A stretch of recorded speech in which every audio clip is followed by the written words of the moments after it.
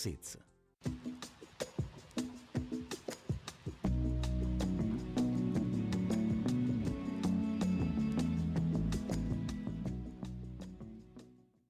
Lunedì 6 gennaio, Epifania di Nostro Signore. È il sesto giorno dall'inizio dell'anno, ne mancano 360 al termine. Il sole sorge alle 7:50, tramonta alle 16:43.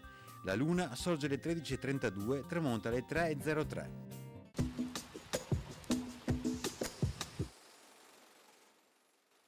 Muore in Romania il condottiero e doge Francesco Morosini, detto il Peloponnesiaco. Conquistò infatti quasi tutto il Peloponneso, con Atene e Smirne. La sua tomba si trova a Venezia, nella chiesa di Santo Stefano.